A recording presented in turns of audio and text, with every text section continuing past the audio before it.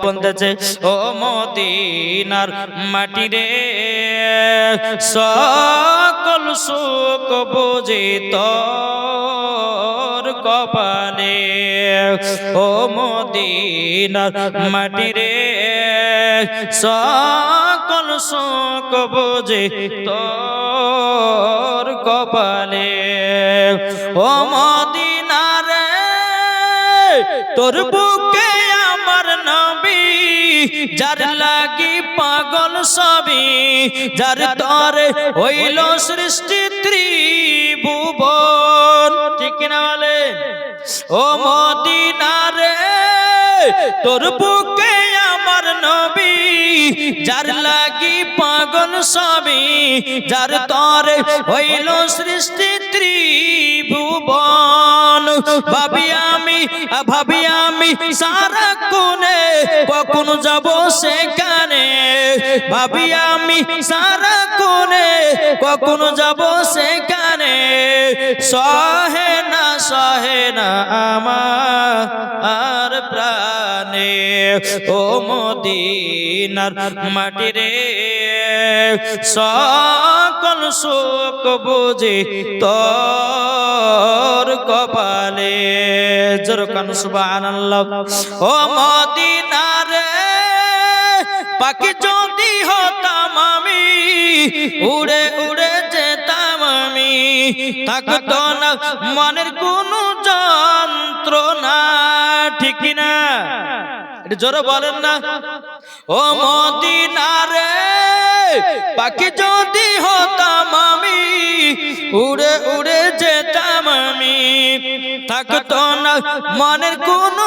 যন্ত্রণা দেহ নাই পাকারে সাথে নাই টাকারে কেমনে যাব আমি সেখানে ও মদিনার মাটি রে সকল সুখ বুঝে তোর কপালে ও মদিনার মাটি রে সকল সুখ বুঝে তোর কপালে জোরকান সুবহানাল্লাহ বাবা মুসলমান ভাইরাও এই সোনা মানিকেরাও আপনাদেরকে বলতে চাই বাবা ও মা খালা শুনেছেন মা রাতের বেলা মা জননীরাও একদিন বাবা মা ফাতেমা রাদিয়াল্লাহু তাআলা আনহা কিছু বান্ধবী ছিল ইহুদি বান্ধবী কি বান্ধবী ইহুদি বান্ধবী এক ইহুদির বিয়ে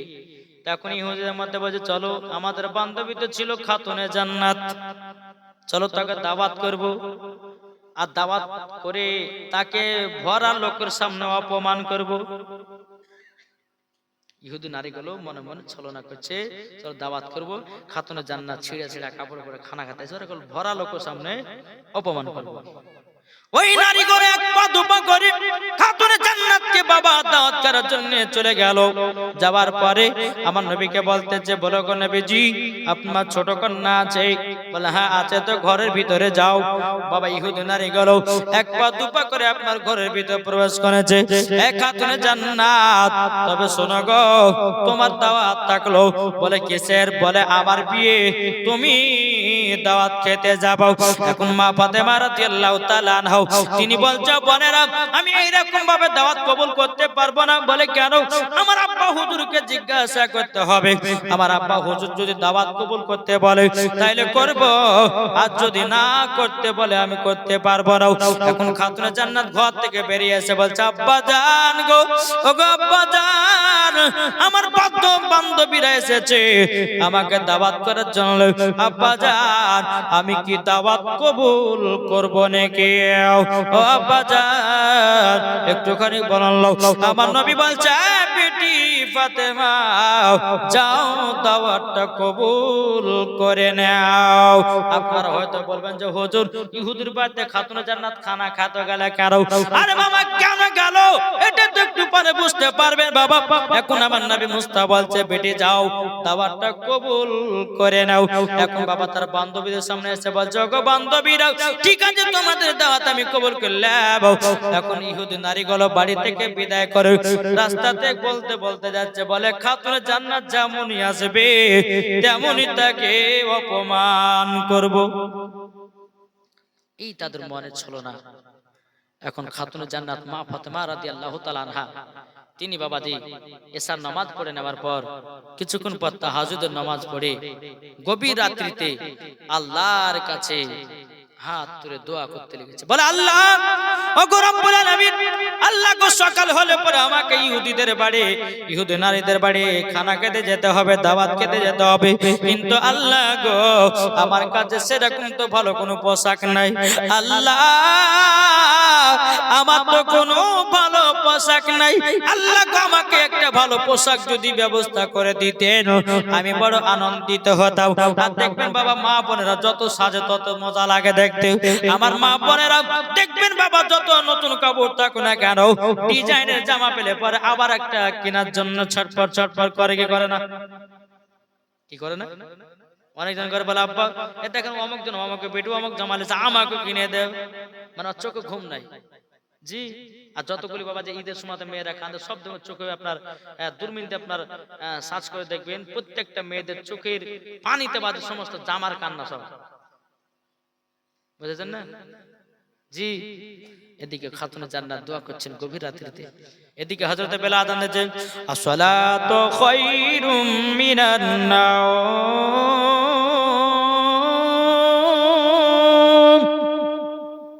খাতুনে জান্নাত বলছে, আল্লাহ গো আপনি রাতে এত ছোট বানিয়েছেন, আমার ইবাদত করে মন ভরল না। আর আমাদের ঘরের মা বোনেরা ঈশার নামাজ পড়তে গিয়ে বাবা 14 বার ঢুলে ঢুলে মারে, ঢুলে না? 4 রাকাত ঈশার নামাজে 4 রাকাত নিয়ত করেছে, পড়ছে, ওই ঢুলে ঢুলে বাজে ক রাকাত পড়লো, হ্যাঁ ক রাকাত পড়লো রে, 2 রাকাত না 4 রাকাত, ভুলে গেছে। বাবা মুসলমান, যে মা ফাতেমা রাদিয়াল্লাহু তাআলা আনহা, তিনি বাবা কবির রাত্রিতে বাবাজি বলতেছে, বলে আল্লাহ, আল্লাহ গো আপনি ছোট রাতটাকে এত ছোট বানিয়েছেন, আল্লাহ আমার ইবাদত করে মন ভরল না। ফজরের নামাজ আদায় করলেন খাতুনে জান্নাত, আল্লাহর কাছে দোয়া করছে, আল্লাহ গো রব্বুল আলামিন আমাকে যদি একটা পোশাকের ব্যবস্থা করে দেন, আমার বান্ধবীদের বাড়ি দাওয়াত খেতে যাব। এদিকে ফজর নামাজ যখন সমাপ্ত হলো, মা ফাতেমা রাদিয়াল্লাহু তাআলা আনহা তিনি বাবাজি সিজদাতে মাথা নত করে আছে। আমার নবী মুস্তাফা নূরে মুজাসসাম, নবী কামলিওয়ালা, মক্কি ও সরদার, আহমদ মুক্তার, নবী মুহাম্মদ রাসূলুল্লাহ সাল্লাল্লাহু তাআলা আলাইহি সাল্লাম, তিনি বাবাজি কি করলেন? বাবাজি নবী আমার নামাজ পড়ে হুজরা মুবারক থেকে এক পা দুপা করে খাতুনে জান্নাতের বাড়ির কাছে হাজির হলো। বাবাজি মুসলমান ভাইরা, আমার নবীজি দরজা খটখট করে আওয়াজ দেয়, বলে বিটি ফাতেমা আমি তোমার আব্বা এসেছি, বিটি দরজা খোলো। এখন হঠাৎ করে বাবাজি দরজা খুলে, আব্বা জান, লাব্বাইক ইয়া রাসূলুল্লাহ, জোরে বলেন না সুবহানাল্লাহ। আমার নবীজি বলছে, গো বিটি ফাতেমা, ও বিটি ফাতেমা, আমি তোমার কাছে ফজর নামাজের পর আমি দুটার জন্য এসেছি। এখন মা ফাতেমা বলছে, গো আব্বা জান কি কারণ জন্য বলেন? আমার নবী বলছে, গো বিটি ফাতেমা, ছোটবেলাতে যখন তুমি বিছানায় আরাম করতে, গো বিটি ফাতেমা, ফজর নামাজের পর আমি তোমার শরীরটাকে সঙ্গে সঙ্গে দেখতাম। তখন মা ফাতেমা বলছে, আব্বা কেন? তখন আমার নবী বলতে, গো আব্বা নবী আমার বলছে, গো বিটি ফাতেমা, তোমার শরীরটা সঙ্গে সঙ্গে দেখতাম এই কারণে জান্নাতুল ফেরদাউসের খুশবু পাওয়া যায়। জোরে বলেন না সুবহানাল্লাহ। ও বিটি ফাতেমা, বহুদিন পর তোমার শরীরটা একটু শুনতে এসেছে জান্নাতুল ফেরদাউসের খুশবু নেওয়ার জন্য। আর দ্বিতীয় নাম্বার হলো তোমার জন্য একটা পোশাক এনেছি। জোরে বলেন। খাতুনে জান্নাত বলছে, আব্বা জান আপনি আমার জন্য কবে পোশাক বানিয়েছেন? আমার নবী বলছে, গো বিটি ফাতেমা, এই পোশাক কোন দুনিয়ার মার্কেটের পোশাক নয়, এই পোশাক হলো জান্নাতুল ফেরদাউসের পোশাক। জোরে বলেন না সুবহানাল্লাহ। বাবাজি মুসলমান ভাইরাও, ইসলাম মানিকেরাও, যখন মা ফাতেমা রাদিয়াল্লাহু তাআলা আনহা বাবাজি পোশাকটা নিলেন, যখন আপনার ইহুদিদের বাড়িতে যাবে আপনার পোশাকটা পরিধান করেছে এত সুন্দর ঝকমকে আপনার পোশাক রে বাবা, অন্ধকার ঘরে যদি দাঁড়ায় জামার আলোতে ঘর আলা হয়ে যাবে। এটা জড়ো হবে না সুবহানাল্লাহ। এখন মা ফাতেমা রাদিয়াল্লাহু তাআলা ওই রকম পোশাক পরে বাবাজি এখন ইহুদিদের বাড়িতে যাবেন। বেরাদার আমার নবী বলছো গো বিটি ফাতেমা কোথায় যাও? বলে আব্বা যাও আমার বান্ধবীর বাড়ি যাচ্ছি গো আব্বা। আমার নবী বলছো গো বিটি পর্দা করে যেও মা। খাতুনে জান্নাত আমার ঘরের ভিতরে গেলেন, যাওয়ার পরে একটা চাদর নিয়ে বাবা, ওই চাদর একটা না দুটো নয় বাবা 7টা পট্টি মারা ছিল, 7টা পট্টি মারা ছিল। ওই 7টা পট্টি বালা চাদর খাতুনে জান্নাত বাবা জান্নাতে পোশাকের উপরে এমন ভাবে আপনার পরিধান করলো। ওগো মা খালা আপনাদের চাদর হলো আলাদা আর খাতুনে জান্নাতের চাদর হলো আলাদা। যেই মা ফাতেমার চাদর মাথা থেকে নিয়ে পা পর্যন্ত ঢাকা হয় আর আমাদের ঘরের মায়েদের মাথা থেকে নিয়ে মাজা পর্যন্ত ঢাকা চাদর। বাবাজি মুসলমান ভাইরাও এখন মা ফাতেমা রাদিয়াল্লাহু তাআলা আনহা তিনি আপনার চাদরটা ভালো করে জান্নাতি পোশাকের উপরে পরিধান করে নিল, এক পা দুপা করে ইহুদিদের বাড়িতে রওনা দিল। এখন ইহুদি নারীগুলো বলছে কখন আসবে খাতুনে জান্নাত আর কখন তাকে অপমান করব, ছেঁড়া কোড়া কাপড় পরে আসবে, তাকে অপমান করতে খুব ভালো লাগবে। আমার আল্লাহ বলছে ওরে ইহুদি রে তোরাই অপমান হবি রে। এদিকে খাতুনে জান্নাত এক পা দুপা করে আপনার ইহুদিদের বাড়িতে যখন প্রবেশ করবে সমস্ত ইহুদি নারীরা খাতুনে জান্নাতকে গোল করে ঘিরে নিয়েছে। গোল করে যখন বাবা ঘিরে নিয়েছে খাতুনে জান্নাত বলছো গো বোনেরাও আমাকে এখন গোল করে ঘেরিও নাও, আমাকে একটা পার্সোনা ঘরের ভিতরে নিয়ে চলো, যা কথাবার্তা ওখানে তোমাদের সঙ্গে বলবো। এখন পার্সোনা ঘরের ভিতর নিয়ে গেল, নিয়ে যাওয়ার পরে অনেক ইহুদি নারীগুলোকে ডেকেছে মা ফাতেমাকে অপমান করার জন্য। এই তোমরা দেখো খাতুনে জান্নাত কি পরে এসেছে দাওয়াত করতে, এখন অপমান করছে ইহুদি নারী। এটা বলো গো খাতুনে জান্নাত তোমার কি একটু জ্ঞান নাই? আমাদের বড় লোকদের খানাও কত মিনিস্টার ব্যক্তিরা আসবে, কত বড় বড় লোকেরা আসবে খানা খেতে, আর তুমি এইরকম পোশাক পরে তুমি চলে এসেছে দাওয়াত খেতে। আমার মা ফাতেমা রাদিয়াল্লাহু তাআলা বাবাজি যেমন এই অপমানগুলো আপনার শুনতেছে, এখন মা ফাতেমা রাদিয়াল্লাহু তাআলা শরীর মোবারক থেকে বাবাজি চাদরটা যখন নামায়া দিয়েছে সমস্ত নারীরা মা ফাতেমার পোশাক দেখে বাবা চোখ বাবা কপালে দাঁড়িয়ে গেছে। জোর হবে না? সমস্ত নারীরা বলছে এই খাতুনে জান্নাত এত সুন্দর পোশাক পেলে কথা দেখি তোমার পোশাক ঝিলমিল ঝিলমিল ঝিলমিল করতেছে, অন্ধকার ঘরটা মনে হচ্ছে আলোময় করে দিয়েছে। এই খাতুনে জান্নাত কোন মার্কেট থেকে নিয়েছে বলো, আমরাও সেই মার্কেট থেকে যে এরকম পোশাক কিনে নিয়ে আসবো। এখন মা ফাতেমা বলছে বলো রে বান্ধবীরা রে এই পোশাক কোন দুনিয়ার মার্কেটে পাবে না, কোন মার্কেটে পাবে না। এখন বাবা ইহুদি নারীগুলো বলছে কটা নিবে সেটাও আমরা কিনে নেব। এখন রাস্তা বলো, মার্কেটের নাম বলো। এখন মা ফাতেমা বলছো রে বোনেরা তোমরা যদি এইরকম পোশাক যদি পেতে চাও রাস্তা হলো ইহদিনাস সিরাতাল মুস্তাকিম, ওই পথে তোমাদেরকে চলতে হবে। দ্বিতীয় নাম্বার আমার যে মার্কেট থেকে আমি পোশাকটা নিয়েছি ওটা হলো জান্নাতুল ফেরদাউসের মার্কেট। জোরে বলুন না সুবহানাল্লাহ। তোমরা যদি পোশাক পরিধান করতে চাও আমার আব্বা জানের কলমা পড়ে মুসলমান বানাতে হবে, তোমাদেরকে মুসলমান হতে হবে। সমস্ত নারীরা বলছে ও খাতুনে জান্নাত তোমার মতো পোশাক আমরা বাপের জন্ম চোখে দেখি নাই, কোনোদিন পরি না। আমার বাপেরা কোটি কোটি টাকার মালিক, লাখ লাখ টাকার মালিক, তবু আমরা এইরকম পোশাক জীবনও পরিধান করতে পারি না। আজকেই দেখতে যে তোমার শরীরে। এখন খাতুনে জান্নাত বলতেছে এ বোনেরা তোমরা যদি এরকম পোশাক চাও তাহলে আমার আব্বা যেন কলমা পড়ে মুসলমান হয়ে যেতে হবে। সমস্ত নারীরা বলছে এই খাতুনে জান্নাত জান্নাত গো আমরা সেটাই করতে রাজি।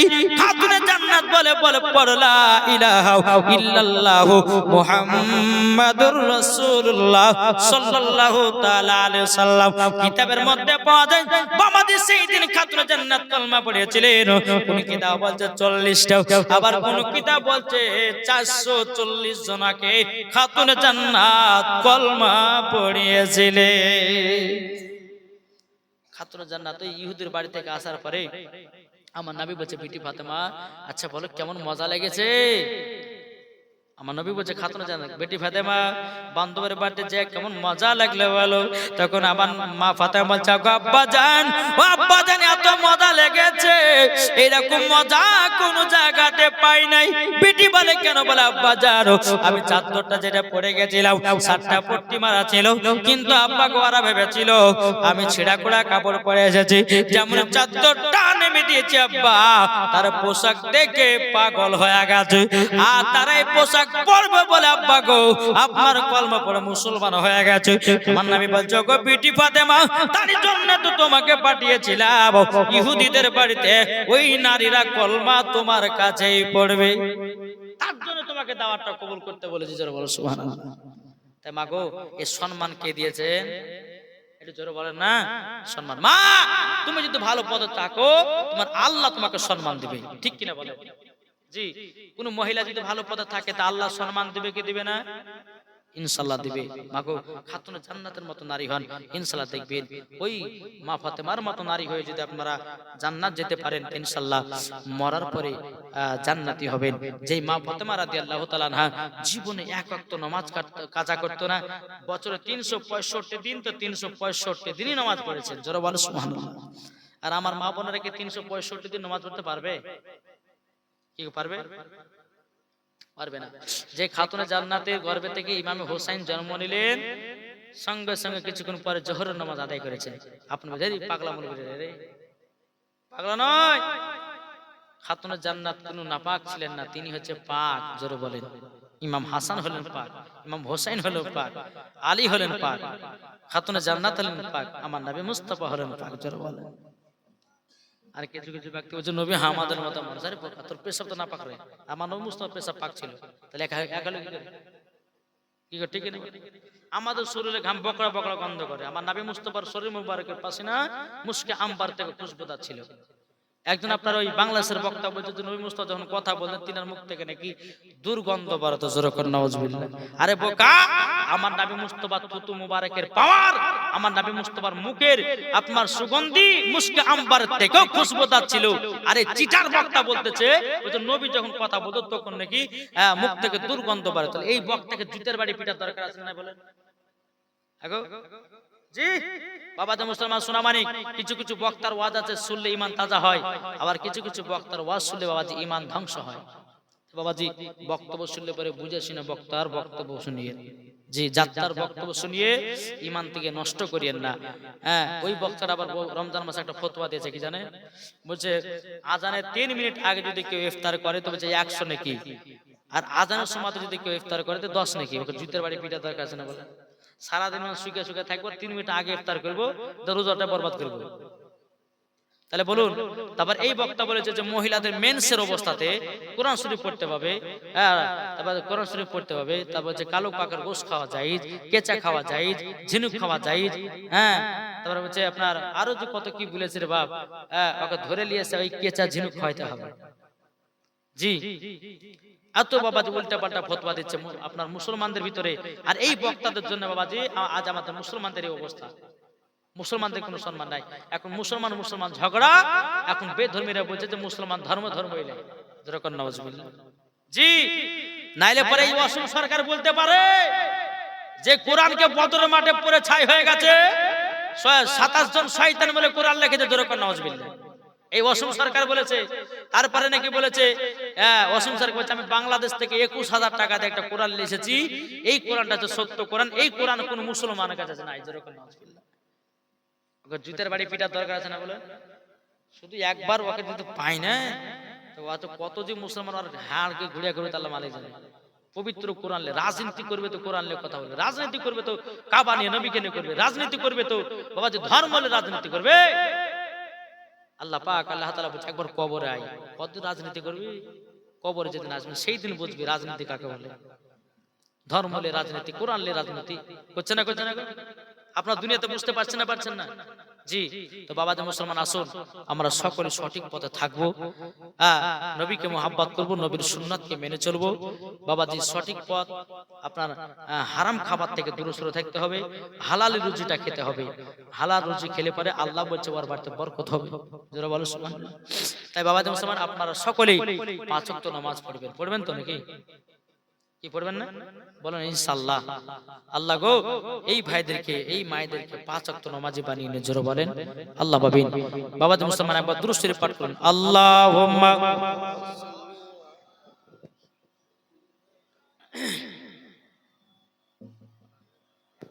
ওয়া আলা আলি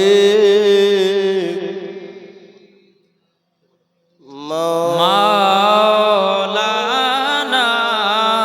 মুহাম্মদ ওয়া আলা আলি সাইয়্যিদিনা মাওলানা মুহাম্মদ সাল্লাল্লাহু তাআলা আলাইহি সাল্লাম। বাবাজি মুসলমান ভাইরাও এ সোনা মানিকেরাও, তাইলে বাবাজি বোঝা গেল আমরা সকলে নবীকে মোহাব্বত করে বাবাজি অন্ধকার কবরে যাব। আমার আল্লাহ বলছে যার দিলে তো নবীর মোহাব্বত আছে আর কবরে কোনো চিন্তা হবে না, তার শরীর পচবে না, তার শরীরকে আপনার পোকাতে খাবে না, তার শরীরকে বাবা আপনার সাপ বিচ্ছুতে খাবে না। আর যার দিলে নবীর মোহাব্বত থাকবে না কবরেতে হবে 2 দিন 3 দিন পরে তার শরীর পচে সরে যাবে রে ভাই। আমার আল্লাহ বলছে বান্দারে তোর শরীরকে যদি তাজা রাখতে চাস আমার নবী মুস্তাফাকে মোহাব্বত কর। একটা প্রমাণ পেয়েছিলাম ইউপিতে বাবা, একটা ঘটনা ঘটেছিল।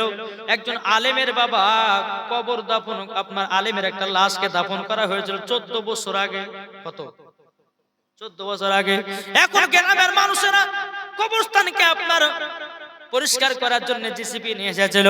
বাবা জেসিপি নিয়ে আসার পরে বাবা যে মুসলমান মাটিগুলোকে সমান করতে করতে করতে ওই আলেমের কবরে বাবাজি যেন একটু ফাঁকা হয়ে গেল।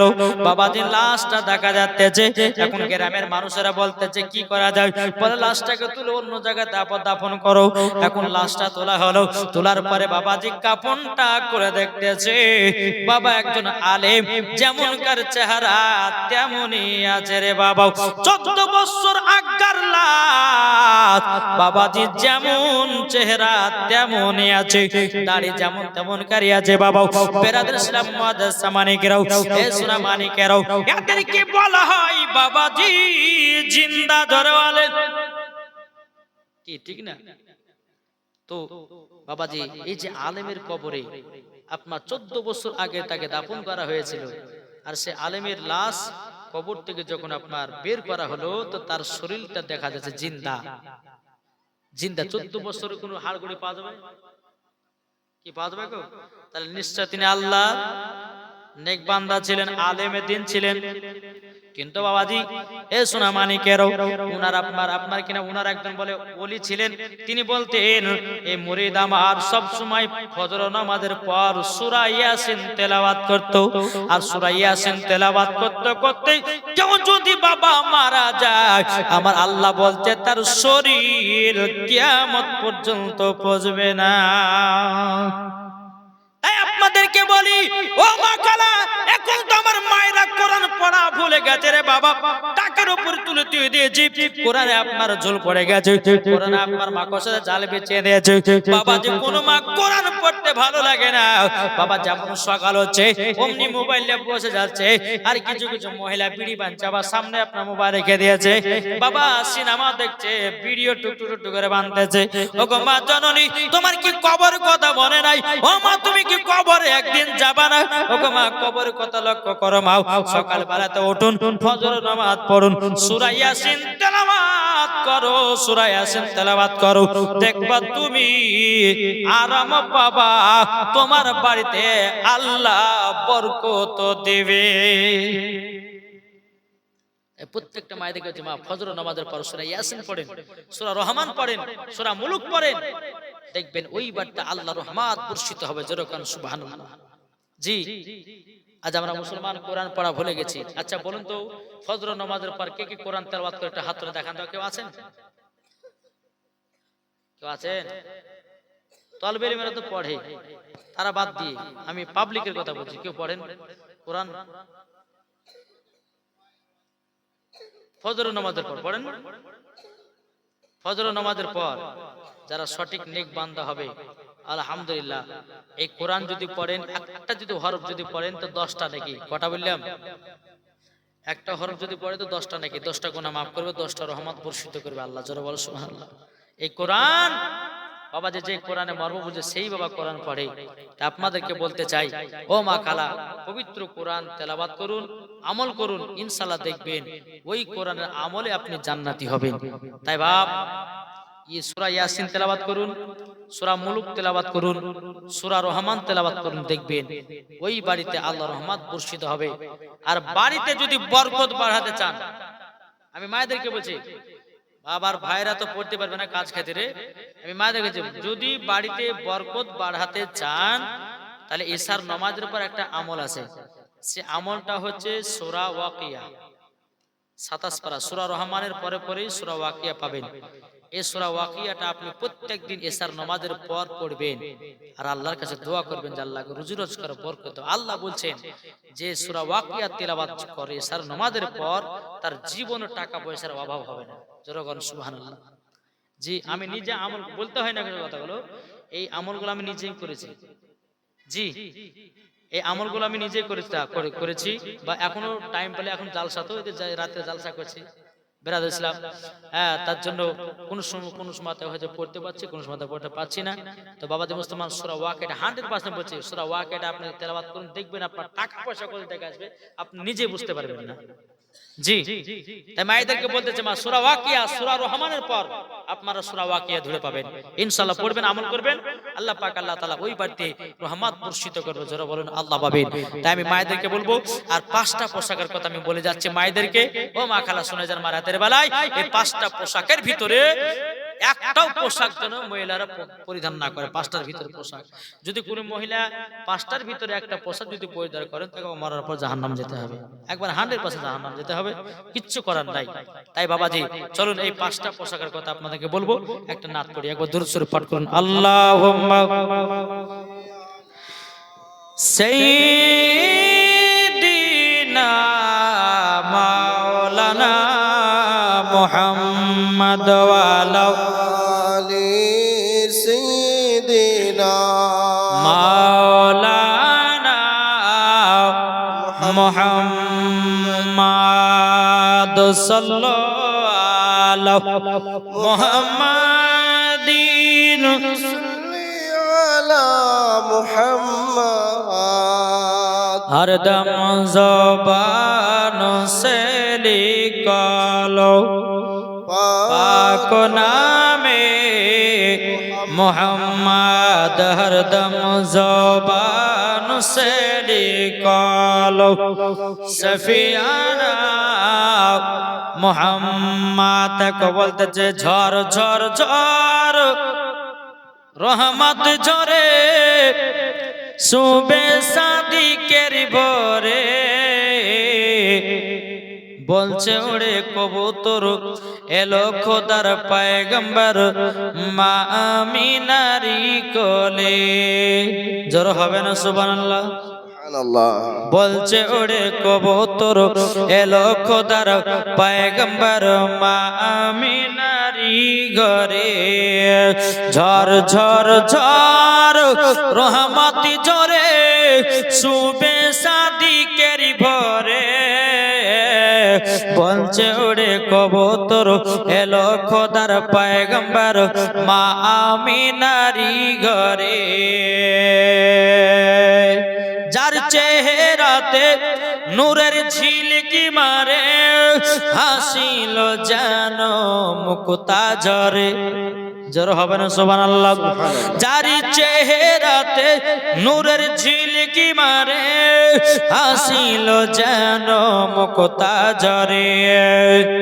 তাই বলছে নবীর দাদা কি রূপ দিল মোর খোদা, বলছে নবীর দাদা কি রূপ দিল মোর খোদা, যে দেখে সাই হয়ে যায় নবীর প্রতি ফিদা। জোর হবে না? ঝর ঝর ঝর রহমত ঝরে, সুবে সাদিকের ভরে, বলছে ওরে কবুতর এলো খোদার পয়গম্বর মা আমিনারি ঘরে। আরে করবে না কেউ আরে মূর্তি পূজা, জোরে বলেন। আরে করবে না কেউ আরে মূর্তি পূজা, এসে গেছে বান্দাদের রাজা। কি খবর? জোরে হবে না সুবহানাল্লাহ। আরে করবে না কেউ আরে মূর্তি পূজা, এসে গেছে বান্দাদের রাজা। তাই বলছে কালো কাবা মারহাবা মারহাবা, তাই বলছে কালো কাবা মারহাবা মারহাবা, তার পরশ পেয়ে হয়ে গেল কাবা উজালা। জোরে হবে না? ঝর ঝর ঝর রহমত ঝরে, সুবে সাদিকের ভরে, বলছে ওরে কবুতর এলো খোদার পয়গম্বর মা আমিনারি ঘরে। জোরে কানো সুবহানাল্লাহ। তাই বাবা যে মুসলমান ভাইরাও, এ সোনা মানিকেরাও, ও মা কালা শুনে যান মা রাতের বেলা মা জননীরা। এবারে পাঁচটা পোশাকের কথা বলি। এক নম্বর পোশাক হচ্ছে কোন মহিলা যদি টাইট জামা পরে, ওকে মরার পরে জাহান্নামে যেতে হবে। ভাই কি পোশাক? টাইট জামা। অনেকে মহিলা এখন টাইট জামা ফিটিং পরতেছে। বাবা অনেকে মহিলা আপনার যুবকদেরকে দেখাচ্ছে বডি দেখো বডি দেখো। যেই মহিলাগুলো টাইট জামা পরে ছেলেদেরকে বডি দেখায়, এরাদের নাম হলো বাবা বেহিয়া খাতুন। কি নাম? বেহিয়া খাতুন এদের নাম। এরা মাথায় ওড়না ব্যবহার করে না। জি, এদের বাবা যে আউট জ্ঞান বলে কোনো জিনিস নাই। আজ কিছু কিছু মহিলাদের জন্য বাবা, আজ বাবা যুবক ছেলেরা নষ্ট হচ্ছে।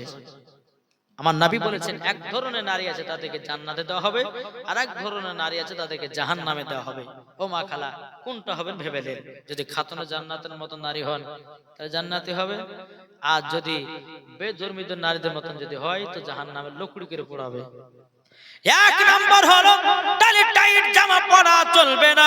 অনেকে মা বোনেরা আছে বাবাদের টাইট ছাড়া ওদেরকে ভালো লাগে না, কিন্তু মা গো মা টাইট জামা যারা পরবে তাদেরকে মরার পরে জাহান্নামের লকড়ি করে পড়াবে। এক নম্বর পোশাক হলো। দ্বিতীয় নম্বর হলো বাবাজি পাতলা পোশাক পরা যাবে না। অনেকে মহিলা বাবাজি পাতলা পোশাক পরে। বাবাজি মুসলমান বাবা এদেরকে বাবা কি নারী বলা হয়? কি গো? যারা পাতলা পোশাক পরে। জি হ্যাঁ, মারবে কে? হক কথা বলবেন তো মারবে কে গো? সুবহানাল্লাহ নাকি? বিরাদর ইসলাম মুআদ্দাস সামানিক রাম, এই নারীগুলো হচ্ছে বাবাজি এরাও হচ্ছে বেহিয়া খাতুন। জি কি বিরাদর ইসলাম আপনারা বাড়ি যান, আপনারা বুঝেন। হ্যাঁ, তো বাবাজি মুসলমান তাই বলতে চাই দ্বিতীয় নাম্বার হচ্ছে যে পাতলা জামা পরা চলবে না। অনেকে মা বোন আছে পাতলা জামা পরেন, মা এই জামা পরিয়েন না মা। যদি কবর শান্তি পেতে চান, কবর যদি আসান পেতে চান, এমন কাপড় পরেন, এমন জামা পরেন, এমন মোটা পরেন যেন কোন ছেলেরা আপনার দিকে খারাপ নজরে তাকাতে না পারে। আর খারাপ নজর তাকাবে কেন গো? আল্লাহর পবিত্র কোরআন তো বলছে হুন্না লিবাসুল লাকুম ওয়া আনতুম লিবাসুল লাহুন্না। স্ত্রী হলো স্বামীর পোশাক, স্বামী হচ্ছে স্ত্রীর পোশাক। তোমার দেহ স্বামী লিবে, স্বামীর দেহ বিবি লিবে। এটাই তো হয়ে গেল। নাইলে পরে এরা কি করছে বাবা, সাজগুজ করে বল্টু ঝোলটুকে দেখার লাগে লাইচা বেড়াচ্ছে। স্বামীর সামনে থেকে সাজতে ভালো লাগে না, ঠিক কিনা বলে? জি, স্বামী যদি বলে যে বিবি শাড়িটা পরে একটু চত ঘুরে আসলো দিকে, আর যখন স্বামী কেরালা বোম্বাই চলে যাচ্ছে অমনি বাবা শাড়ি বাড়ি কেরা হার আপনার গলাতে দিয়েছে আর মাথা বাবা 3টে শ্যাম্পু করেছে চুলগুলোকে লুদলুদে বানিয়েছে রাস্তা দিয়ে একবার চলে যাচ্ছে ম্যাও ম্যাও একবার বাবা চলছে একবারে এই ছেলেগুলো বলছে আও ম্যাও এভাবে বলছে যে তোদের সরকার যে পারবে টাকা অসুবিধা কিছু নয় তোর ভাই আছে কেরালায় অসুবিধা নাই যত পারবি দেখ আমি এখন তোদের সরকারি ভাবে কিন্তু মাগো আপনাদেরকে বলতে চাই যে স্বামীর অর্ডার হুকুম নাইলে পরে কোন মহিলা যদি এইরকম ভাবে বেড়ায় বাবাজি মুসলমান ভাইরাও এই সোনা মানিকেরাও আমি ওই মাকে বলতে চাই গো মা জননী তোমাকে মরার পরে জাহান্নামে যেতে হবে ভাই বাবাজি মুসলমান ভাইরাও এই সোনা মানিকেরাও আমি মায়েদেরকে বলতে চাই রে মা জননীরাও স্বামী স্ত্রীর মধ্যে ভালোবাসা মহব্বত যদি রাখতে চাও সব সময় স্বামীর সামনে সাজগোজ করে থাকবেন কেন বলছে বাবা আমার নবী মুস্তাফা গারে হিরাতে আল্লাহর ইবাদত করতে যেতেন বাবা সারা দিন মানে আল্লাহর ইবাদত করে এখন মা খাদিজা রাদিয়াল্লাহু তাআলা নাও তিনি আপনার সাজগোজ করে বসে থাকতেন আমার নবী মুস্তাফা গারে হিরা থেকে ইবাদত সমাপ্ত করার পর বাড়িতে যখন প্রবেশ করতেন মা খাদিজার চেহারার দিকে তাকাতেন বাবা আমার নবী মুস্তাফা মহব্বতে পড়ে গিয়া মা খাদিজার কপালে চুমা দিয়ে দিত আর আমার নবী বলতো গো খাদিজা তোমাকে দেখতে খুব সুন্দর লাগতেছে আচ্ছা রাত্রে বেলা কোন স্ত্রী যদি বলে স্বামী বলে বিবি তোকে দেখতে খুব সুন্দর লাগছে মহব্বত বাড়বে না কমবে গো আর রাত্রে বেলাতে যে যদি বলে বিবিকে যদি কেউ স্বামী যদি বলে বিবিকে তোকে কালে পেট লাগছে তাহলে ওই রাত্রে ঝামেলা হবে কি হবে না কি গো লাগবে কি লাগবে না তাই বাবাজি আমার নবী বলেছেন স্বামী স্ত্রী যখন তোমরা বিছানায় শুবে তোমরা কখনো ফাঁকা রাখবে না আমার নবী বলছে 3টা জায়গা তোমরা কেউ ফাঁকা রাখবে না এক নম্বর যেখানে জলসা হবে সেই জায়গায় তোমরা মাহফিলের জায়গাকে ফাঁকা রাখিও না দ্বিতীয় নম্বর তোমরা যখন জামাতের সালাতে নামাজ পড়তে যাবে তোমরা জামাতে ওই লাইনে তোমরা কেউ ফাঁকা রাখবে না 3 নম্বর স্বামী স্ত্রী যখন রাত্রে বেলা ঘুমাতে যাবে কেউ ফাঁকা রাখবে না যত পারবে সাটিয়া ঘুমাও এখন ঠান্ডার বেলাতে বাজে সাটিয়ে ঘুমাবে কিন্তু গরম যখন হবে যদি বাবা কেউ সাটিয়ে সাথে ঘুমাতে হয় লাতে ফেলে দেবে গরম লাগে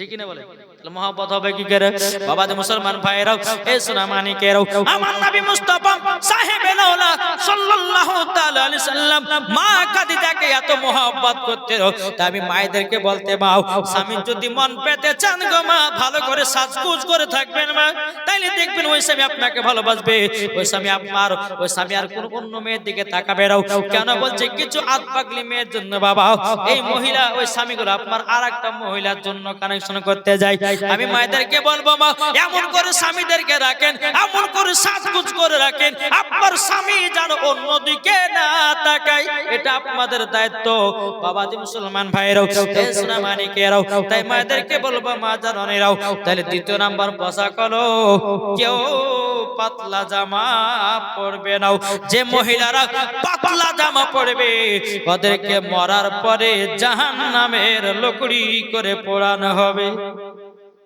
তাহলে কটা হলো দুটো হলো 3 নম্বর ছেলেদের জামা মহিলারা পরতে পাবে না কি ঠিক না এখন অনেকে মহিলা বাবাজি জিন্সের প্যান্ট পরছে গো জিন্সের প্যান্ট পরেছে তারপর শার্ট জামা গায়ে দিয়েছে শর্ট জামা মানে ছেলেদের যে জামা গুলো হয় মাথায় একটা ক্যাপ টুপি দিয়েছে পেছন থেকে বিটি ছেলে না বেটা ছেলে বুঝায় যায় না সামনে যাচ্ছে ধরে মুছ না মারতে মেয়ে আছে বুঝাইছে না তাই মায়েদেরকে বলছে মা বেটা ছেলে জামা পোশাক পরা মহিলাদের জন্য পাক্কা গলগলে হারাম এখনকার মহিলারা বাবাজি এই যে জিন্সের প্যান্ট পরতেছে তারপরে আবার কত রকমের বাবা ডিজাইনের পোশাক পরতেছে মা এই ধরনের পোশাক পরবেন না আর আমার মা বোনেরা বাবাজি বেধর্মী মহিলাদেরকে দেখে এরাও বেধর্মী হয়ে যাচ্ছে গো হ্যাঁ এমন ভাবে আবার ঠোঁটে লিপস্টিক বেধর্মী মুসলমান ঘর মেয়েরাও ঠোঁটে লিপস্টিক দিচ্ছে খবরদারি যেন না হয় প্রত্যেকটা মা বোনদেরকে বলছে মা পর্দা করুন এমন পর্দা করুন যেন আপনার দিকে যেন কোনো ছেলেরা খারাপ নজর না তাকাতে পারে জি কি বলছেন আপনাদেরকে করতে আপনাদেরকে বলছি প্রত্যেকটা বিড়িদেরকে একটা করে বোরখা কিনে দেন দেন ইনশাআল্লাহ দেখবেন বিড়িদেরকে আয়ত্তে রাখতে হবে বিড়িদেরকে চোখে রাখতে হবে নাহলে বাবা যে এখন কি হয়েছে বিড়িদেরকে বাবা কিছু কিছু মহিলারা আমরা বোরখার ভিতরে খারাপ কাজ করছে করছে না? এদের কিছুদিন আগে বাবা ফেসবুক দেখলাম একটা মহিলা বোরকা পিনতেছে, একটা বাচ্চা তাকে ধরে লেছে, এমন খেলা জমে আছে, প্রচুর মার মেরেছে বুঝলেন। বোরকাটাকে পিনেছে, একটা বাচ্চা তাকে কিডন্যাপ করবে বলে বাচ্চাটা কাঁদতে লেগেছে। এখন সব লোকজন যে কি ব্যাপার কাঁদছে কেন, এখন ওই বাচ্চাটাকে কে তোমার এটা আমি চিনি না, অমনি মেয়েটাকে ধরে এমন পিটা পিটিয়েছে বুঝলেন। তো কিছু কিছু মহিলা আছে বোরখার ভিতরেও খারাপ কাজ করতেছে। অনেক মহিলা বাবাজি বোরখার ভিতরে প্রেমিকার সাথে দেখা করতেছে। এটা আব্দুর রহমানের বেটি না জাব্বারের বেটি চিনাই মুশকিল। তাই আপনাদেরকে বলতে চাই, বোরকা যদি পরতে হয় তো খাতুন জান্নাতকে স্মরণ করে বোরকা পরো নাকি বাবা। আর তোমার বোরকার ভিতর যদি তোমার নিয়ত থাকে যে ভালোবাসার সাথে দেখা করব, তাহলে বোরকা পরাছে না পড়াই ভালো। আমার কথা বুঝতে পেরেছেন? জি বাবা তো মুসলমান। তাই আপনাদেরকে বলতে চাই, বেটিদেরকে বলবে, যাই বেটি শোন, বোরকা কিনে দিলাম, এই বোরকা সবসময় যেন ঘরে রাস্তা পথে যখন যেখানে যাবে এই বোরখাটা পড়ে যাবে, আর চোখে চোখে রাখতে হবে। এখন 10টার মহিলার ভিতরে আপনার আব্দুর রহমানের বেটি কি জাব্বারের বেটি কি সাত্তারের বেটি ধরে পাবো মুশকিল নাকি বলছে? তো বাবা তো মুসলমান, যাই হোক, তাহলে 3 নাম্বার কি বললাম, ছেলেদের জামা পোশাক মহিলারা পড়তে পাবে না। যে মহিলাগুলো পড়বে ওদেরকে মরার পরে জাহান্নামে দিবে। জান্নাত দূরের কথা, জান্নাতের গেট পর্যন্ত দেখাবার নসিবে জুটবে না। 4 নাম্বার হচ্ছে বাবাদের মুসলমান কি, 4 নাম্বার হচ্ছে বাবা জাল জামা। জাল অনেকে মহিলা বাবা জাল জামা পড়ছে, এই জায়গা থেকে নিয়ে এখান থেকে নিয়ে বাবা সব জাল, মানে সব বাবা ওটা পাখি জামা বলছে নাকি, হ্যাঁ এই জাল জামা পড়তেছে বাবা। যার বডি দেখাচ্ছে বেড়া ছেলেকে, যে দেখো কত পরিষ্কার বডি।